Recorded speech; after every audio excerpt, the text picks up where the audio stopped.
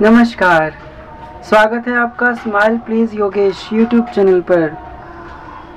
आज की वीडियो में हम सीखने वाले हैं 12वीं कक्षा का विषय अर्थशास्त्र, जिसका आज हम चैप्टर 4 अध्याय 4 करने जा रहे हैं, जिसका नाम है मांग का सिद्धांत, थ्योरी ऑफ डिमांड। मांग का सिद्धांत क्या होता है? तो मांग के सिद्धांत को समझने से पहले सबसे पहले हम समझते हैं मांग शब्द को। आइए इसकी शुरुआत करते हैं। मांग, अब देखो अर्थशास्त्र में जो हमारा मांग शब्द है, जिसको हम डिमांड कहते हैं अंग्रेजी भाषा में, इसको विशेष अर्थों में जाना जा सकता है। जैसे मांग जो शब्द है वो किसी व्यक्ति की इच्छा, आवश्यकता और मांग, इन तीनों ही शब्दों पर निर्भर करता है। किस पर? इच्छा पर, आवश्यकता पर और मांग पर। जैसे मान लीजिए किसी व्यक्ति को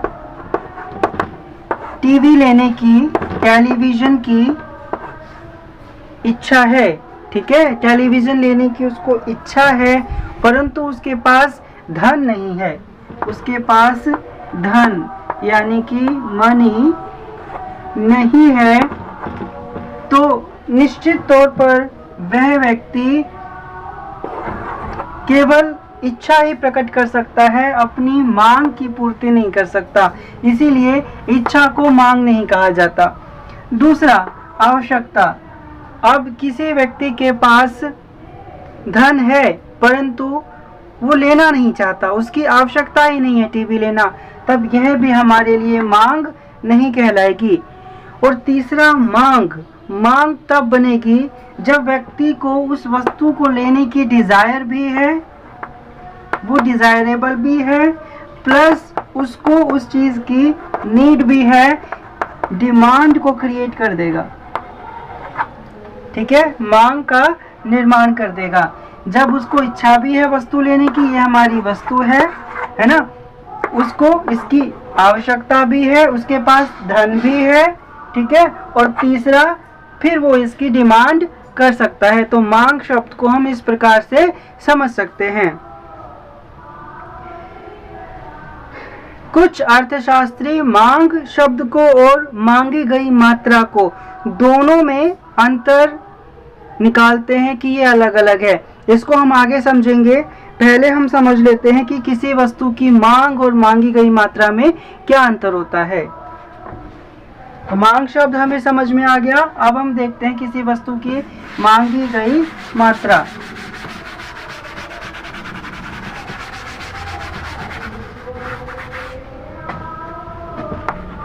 डिमांड, थ्योरी ऑफ डिमांड।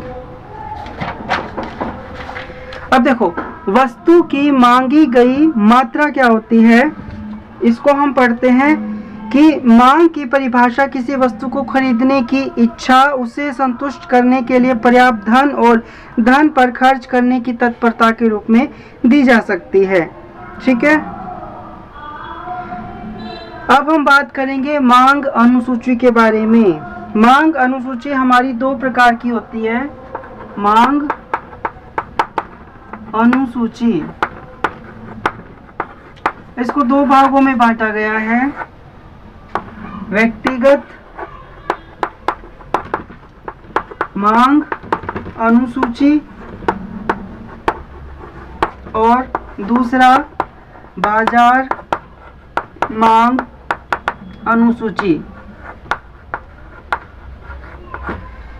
व्यक्तिगत मांग अनुसूची क्या होता है? व्यक्तिगत मांग अनुसूची है किसी एक व्यक्ति की मांग की गई वस्तु की तालिका, ठीक है। उदाहरण के लिए एक व्यक्ति किसी वस्तु आइसक्रीम की मांग करता है, आइसक्रीम की मांग करता है।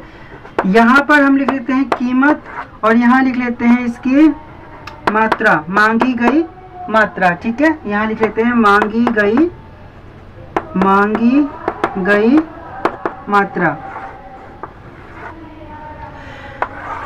ठीक है। आइसक्रीम की कीमत, हम मानते हैं कि आइसक्रीम की कीमत रुपए में, जब आइसक्रीम की कीमत 1 रुपए है, यहाँ लिख लेते हैं कीमत रुपीज में। आइसक्रीम की कीमत जब 1 रुपए है, मान के चलते हैं ऐसा, ठीक है, कि उसकी मांगी गई मात्रा 4 है, कि कोई व्यक्ति है जब आइसक्रीम का प्राइस, उसकी कीमत 1 रुपए है, तब उसकी डिमांड 4 है।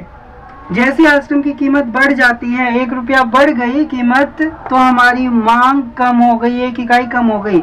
आइसक्रीम की कीमत और बढ़ जाती है, आइसक्रीम की मांग घट जाती है। आइसक्रीम की कीमत 4 रुपये हो जाती है, आइसक्रीम की मांग 1 हो जाती है। ये हमारा मांग का नियम भी कहलाएगा। ठीक है, ये हो गया व्यक्तिगत मांग अनुसूची।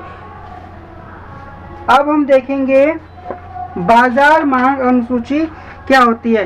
तो निश्चित तौर पर बाजार मांग अनुसूची की जो परिभाषा है वो किसी वस्तु की उन मात्राओं के रूप में दी जाती है जो उस वस्तु के सभी उपभोक्ता एक निश्चित समय पर खरीदने के लिए, संभव कीमतों पर खरीदने के लिए तैयार होते हैं। अब हम मानकर चलते हैं कि 2 व्यक्ति हैं, ए और बी। ठीक है, अब इसी शेड्यूल को हम आगे बढ़ा लेते हैं। मान लेते हैं कि ये व्यक्ति ए की मांगी गई मात्रा थी और ये व्यक्ति बी की मांगी गई मात्रा है। मांगी गई मात्रा, ठीक है। 1 रुपए कीमत पर बी व्यक्ति इसकी 5 डिमांड कर रहा है। इसको थोड़ा यहाँ लिखते हैं हम, बी व्यक्ति की डिमांड 5।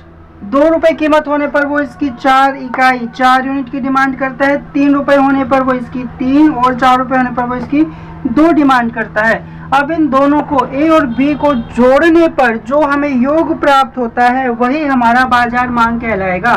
ठीक है, बाजार मांग ए प्लस बी। ठीक है, ए और बी को जोड़ने पर 4 + 5 9, 3 + 4 7, 2 + 3 5, 1 + 2 3। तो ये हमारी क्या रही, बाजार मांग रही। ठीक है, ये हमारा एक सिंपल सा टॉपिक था मांग के सिद्धांत का, मांग अनुसूची, जिसको हमने 2 भागों में बांटा है, व्यक्तिगत मांग अनुसूची और बाजार मांग अनुसूची। व्यक्तिगत मांग अनुसूची एक व्यक्ति की मांगी गई मात्राएं होती हैं, जैसे ये आइसक्रीम की कीमत हो गई, ये इसकी मांगी गई मात्रा हो गई। बाजार मांग अनुसूची 2 व्यक्तियों की मांगी गई मात्रा है वस्तु की, जिसमें ये कीमत हो गई, ये ए व्यक्ति की, ये बी व्यक्ति की, दोनों का जोड़ बाजार मांग कहलाता है।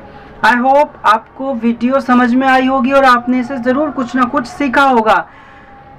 अगर चैनल पर पहली बार आए हैं तो जल्दी से चैनल को कीजिए सब्सक्राइब, और ऐसे ही बहुत लेटेस्ट और इंफॉर्मेटिव वीडियोस की जानकारी के लिए आप जल्दी से वीडियोस को लाइक, कमेंट और शेयर कर दीजिए।